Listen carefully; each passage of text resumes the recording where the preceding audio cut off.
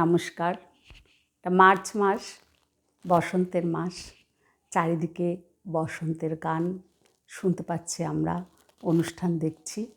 এরই মাঝে এই মার্চ মাসটা নারী দিবসও পালিত হয়, আন্তর্জাতিক নারী দিবস।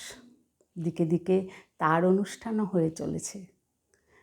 এই নারী দিবস নিয়েই আমি একটু কিছু লিখলাম, সেটা আমার দর্শকদের শোনাতে এসেছি আজ।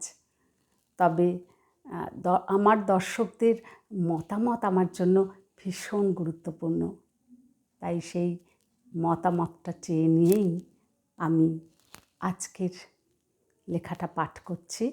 আজকেই লিখেছি নারী দিবস। নারী দিবসের সম্মানে সম্মানিত আমি আজ আত্মহারা। মঞ্চে দাঁড়িয়ে দিয়েছি নারীর অগ্রগতির খতিয়ান। সেই রোকেয়া বেগম থেকে আজকের স্নেহধন্যা রিচা। ফেরার পথে অন্ধকার রাস্তায় একবার পেছন ফিরে তাকালাম।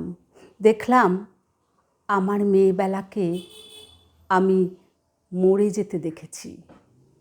নিষেধের পাহাড় টপকে খোলা মাঠে দাঁড়াতে পারিনি কোনো দিন।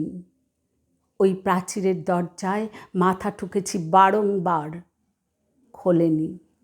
ক্ষোভে ফুঁসেছি, হতাশার জল ফেলেছি। সেভাবে বিদ্রোহ করে উঠতে পারিনি, ভাঙতে পারিনি। আজ সে দরজাটা হাট করে খোলা। বেনো জল ঢুকছে, ভেসে আসছে মুখোশ।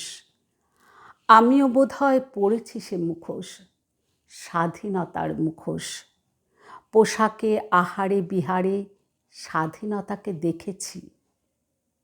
সেই পাহাড় পেরিয়ে খোলা আকাশে উঠতে চেয়েছি, লাটাইটা খুঁজে পাইনি কোথাও। তোমরা দেখেছ? ধীরে ধীরে আমি প্রতিবাদের মুখ হয়ে উঠি। বাড়ি ফিরে দেখি বোনের রক্তাক্ত নথর দেহ। চাকরি পাই, শহীদের সম্মাননা নিতে যাই। ফেরার পথে অন্ধকারে চকচকে দাঁত দেখতে পাই। আমার মধ্যে মণিপুরের সেই নগ্ন মা চিৎকার করে ওঠে, আমিও গর্জন করে উঠি। সেই সম্মাননার আঘাতে রক্তাক্ত করি ওদের। বুক চিতিয়ে দাঁড়িয়ে থাকি, একটানে মুখোশটা খুলে ফেলি। আমি একবিংশ শতকের নারী, আহারে বিহারে নয়। আমি মন থেকে হতে চাই নির্ভয়া, সম্পূর্ণা নারী।